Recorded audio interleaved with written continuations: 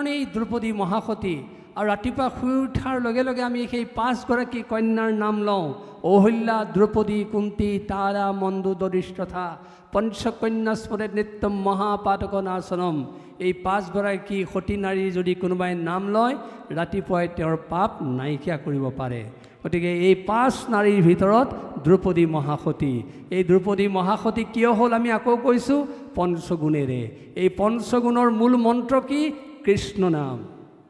দ্ৰৌপদীৰ হৃদয়ত কেৱল কৃষ্ণ নাম আছিল। বিধানসভা সমষ্টিৰ মাননীয় বিধায়ক আমাৰ অতি শ্ৰদ্ধাৰ অখিল গগৈ ডাঙৰীয়া,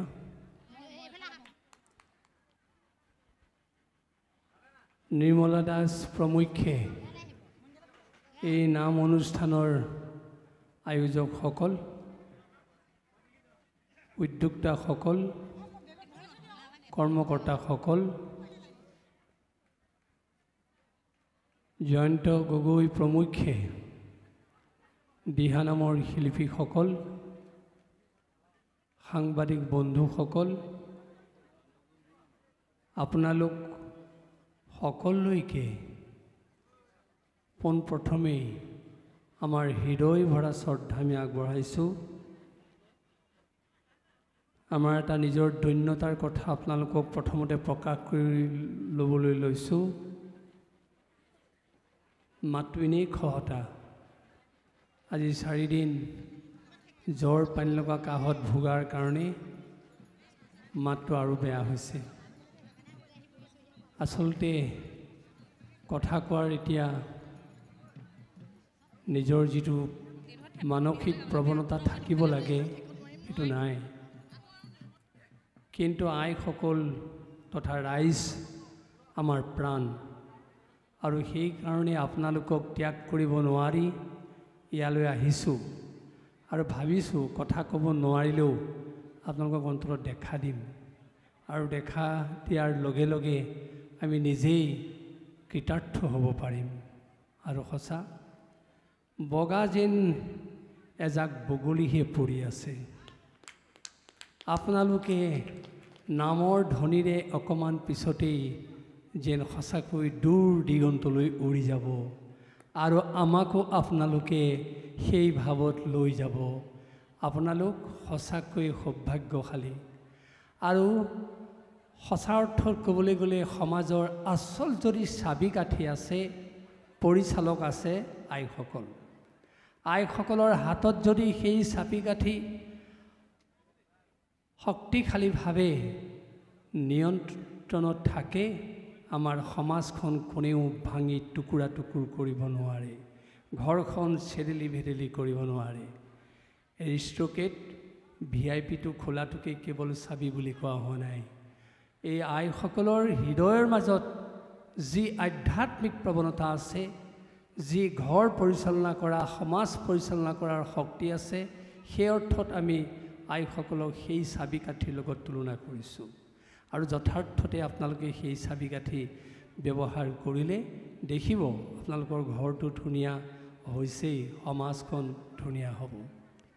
আপোনাসকলে আজি এই প্ৰখৰ ৰ'দকো ত্যাগ কৰি ইয়াত নাম গাবৰ কাৰণে বহি আছে, এইটোতো কম হেঁপাহ নহয়। আগৰ আমাৰ কয় ৰ'দত যিকোনো মানুহে থাকিব নোৱাৰে, এটা জাতিৰ মানুহে বেছিকৈ থাকিব পাৰে যি পানীৰ লগত সম্পৃক্ত হৈ থাকে। কিন্তু আজি আপোনাসকলে প্ৰমাণ কৰি দিলে যে আপোনালোকক কোনেও এই শক্তিটোৰ পৰা প্ৰতিহত কৰিব নোৱাৰে। আইসকলে এই প্ৰখৰ ৰ'দকো নেওচি ইয়াৰ দৃষ্টান্ত দেখুৱাব পাৰে। আপোনালোকে নাম গাবলৈ আহিছে, নাম কি? নময়তি নাম। যি শব্দ শুনাৰ লগে লগে আমাৰ মনটো নমন হৈ পৰে, শিৰ দৌ খাই যায়, তনু মন সি নমন হৈ পৰে, তাকে কোৱা হৈছে নাম। এই নাম কি? নাদৰূপম পৰম জ্যোতি, নাদৰূপী স্বয়ং হৰি। এই নাট শব্দ ব্ৰহ্মই নাম আৰু এই নাম নাট শব্দ ব্ৰহ্মই পৰম জ্যোতি আৰু এই পৰম জ্যোতি স্বয়ং হৰি। সেয়ে নাম আৰু নামীৰ মাজত পাৰ্থক্য বিচাৰি পোৱা নাযায়। য'তেই নাম থাকে তাতেই নামী থাকে। আপোনালোক আজি সহস্ৰাধিক নামতি ইয়াত যেতিয়া একত্ৰিত হৈছে, আপোনালোকে প্ৰমাণ কৰি দিলে ইয়াত আজি নামী আছে, হৰি আছে। আৰু আমাৰ মহাপুৰুষ শ্ৰীমন্ত শংকৰদেৱে সেই কথাকেই কৈ থৈ গৈছে, নাম ক'ত থাকে? আপোন নামৰ সংগ নচাৰন্ত হৰি, যে নাম সেই হৰি জনানিষ্ঠ কৰি। যে নামৰ থকাৰ নিৰ্দিষ্ট ঠিকনা নাই। য'তেই ভকতে নাম লয় তাতেই নাম থাকে, তাতেই হৰি থাকে। আৰু এই কথা আমাৰ মাধৱ পুৰুষে সুন্দৰকৈ এইদৰে প্ৰকাশ কৰিছে, মাধৱৰ নাম বৎস প্ৰায় ভৈল, ভক্তে তাংক লয়া জান্ত, বেদৰ ঈশ্বৰ হৰি ধেনু যেন তাৰ পাছে পাছে ধান্ত। অৰ্থাৎ গৰু পোৱালিটা যদি আগে আগে যায়, পিছে পিছে গাইজনী যোৱাটো অৱশ্যম্ভাৱী। ঠিক সেইদৰে য'তেই ভকতসকলে ভগৱন্তৰ গুণনাম কীৰ্তন কৰে, তাতেই বেদৰ ধেনুস্বৰূপ ঈশ্বৰ আহি সহ অৱস্থান গ্ৰহণ কৰে। সেয়ে নাম নামীৰ মাজত পাৰ্থক্য নাই। আৰু সেয়ে ভগৱান কৃষ্ণও নিজেই নাৰদৰ সন্মুখত সেই কথা কৈছে, নাহং তিষ্ঠামি বৈকুণ্ঠে যোগীনাং হৃদয়ে নচ, মদ ভক্তা যত্ৰ গায়ন্তী তত্ৰ তিষ্ঠামি নাৰদ। এই নাৰদ, মোৰ অতি প্ৰিয় স্থান বৈকুণ্ঠ, মোৰ অতি প্ৰিয় স্থান যোগীৰ হৃদয়, কিন্তু মই এই প্ৰিয় স্থানবিলাকো কেতিয়াবা ত্যাগ কৰিব পাৰোঁ। কেতিয়া জানা? যেতিয়া মোৰ ভকতসকলে, মোৰ ভক্তসকলে মোৰ নাম লয়, সেই স্থানক মই অতি প্ৰিয় বুলি বিবেচনা কৰোঁ আৰু তাতেই মই অৱস্থান গ্ৰহণ কৰোঁ। সেয়ে আমি পুনৰ কৈছোঁ, আপোনালোকে আজি ভগৱন্তৰ নাম পবিত্ৰ সহকাৰে প্ৰতিকূল পৰিৱেশকো নেওচি ইয়াত গাবলৈ যেতিয়া আহিছে, ইয়াত ভগৱান বিৰাজমান হৈ আছে। আপোনালোকে ভালকৈ চকুকেইটা মুদি আপোনালোকে গম পাব, সঁচাকৈয়ে ভগৱান আমাৰ সন্মুখত বিৰাজমান। আৰু নাম লোৱাৰ লগে লগে যে আমাক মনটো নমন কৰি দিয়ে, সেই নমন শব্দটোৰ অৰ্থত সোমাই আছে বিনয়। মানুহৰ জীৱনত যেতিয়ালৈকে বিনয় ভাৱ নাথাকিব, তেতিয়ালৈকে মানুহৰ জীৱন শৃংখলিত হ'ব নোৱাৰে। আৰু এই বিনয় ভাৱৰ কাৰণে মানুহক লাগিব শিষ্টাচাৰ, এই বিনয় ভাৱৰ কাৰণে লাগিব মানুহক সততা, এই বিনয় ভাৱৰ কাৰণে মানুহক লাগিব শালীনতা, যাৰ যোগেদি মানুহে ঈশ্বৰ প্ৰাপ্তিৰ পথ প্ৰশস্ত কৰিব পাৰে। যাৰ হৃদয়ত কেৱল অহংকাৰ থাকে, সেই অহংকাৰ ভাৱেৰে ভগৱানক পাব নোৱাৰে। যাৰ হৃদয়খন অহংকাৰ শূন্য হয়, সেইজনে ভগৱানক অৱশ্যম্ভাৱী পাব পাৰে। তাৰ উদাহৰণ দ্ৰৌপদী। আপোনালোকে দ্ৰৌপদীৰ কথা জানে, দ্ৰৌপদীৰ কাহিনীৰ কথা শুনিছে। দ্ৰৌপদীক মহাসতী বুলি কোৱা হৈছে, দ্ৰৌপদীক যুগদ্ৰষ্টা এগৰাকী নাৰী বুলি কোৱা হৈছে। আৰু দ্ৰৌপদী সমাজৰ শক্তিশালী নাৰী। কিয় এই শব্দৰে দ্ৰৌপদীক বিভূষিত কৰা হ'ল? অৰ্থাৎ তেওঁ পঞ্চগুণেৰে সমৃদ্ধ আছিল, যাৰ কাৰণে তেওঁ মহাসতী হ'ল। সেই কাহিনীটো চমুকৈ কৈছোঁ। যিদিনাখন দ্ৰৌপদীৰ 5 পুত্ৰক শুই থকা অৱস্থাত অশ্বত্থামাই কাটি পেলালে, তেতিয়া দ্ৰৌপদীয়ে সেই কথা শুনি ব্যাকুলিত হ'ল, কান্দি কাটি বিহ্বল হ'ল। আৰু সেই মুহূৰ্তত অৰ্জুনে আহি তেওঁক সান্তনা দি ক'লে, শোভাননী, তুমি আৰু নেকান্দিবা, মই তোমাৰ আততায়ীজনক ধৰি আনিম আৰু তোমাৰ মন যোৱা মতে তুমি তেওঁক শাস্তি দিবা। এই বুলি কৈ অৰ্জুনে কৃষ্ণক ৰথত তুলি অশ্বত্থামাক খেদি গ'ল। আৰু পিছ মুহূৰ্ততে অৰ্জুনে অশ্বত্থামাক হাতে গলে বান্ধি পেলালে, আনি থকুচকে দ্ৰৌপদীৰ সন্মুখত পেলাই দিলে। আৰু দ্ৰৌপদীক ক'লে, তোমাৰ এতিয়া যিমান মন যায় তেওঁক তুমি শাস্তি বিধান কৰা, আৰু তাৰপিছত মই তেওঁক বধ কৰিম। তেতিয়া দ্ৰৌপদীয়ে কি ক'লে জানে? মেলা মেলা বান্ধ ইহান দুখে উধাই দুগুণে জুই মোৰ। হে আৰ্যপুত্ৰ, তুমি তোমাৰ গুৰুপুত্ৰক যিদৰে বান্ধি আনিছা পশুবত পশুৰ দৰে মই কিন্তু এগৰাকী হৃদয় প্ৰাণা নাৰী হৈ এই দৃশ্য চাব নোৱাৰোঁ। তুমি তেওঁকতো বধ কৰিব নোৱাৰাই, এওঁৰ বান্ধটো খুলি দিয়া। আৰু কি জানা, তুমি যিজন গুৰুৰ ওচৰত অস্ত্ৰ শিক্ষা লৈছিলা সেই গুৰুপুত্ৰক যদি তুমি বধ কৰা তোমাক কৃতজ্ঞতাৰ দুখে স্পৰ্শ কৰিব। আৰু কি জানা, তুমি যদি সেই গুৰুপুত্ৰক বধ কৰা ব্ৰহ্ম সাপেক তোমাক খেদি আহিব। আৰু কি জানা, তুমি যদি গুৰুপুত্ৰক বধ কৰা কুলক্ষয় আৰম্ভ হ'ব।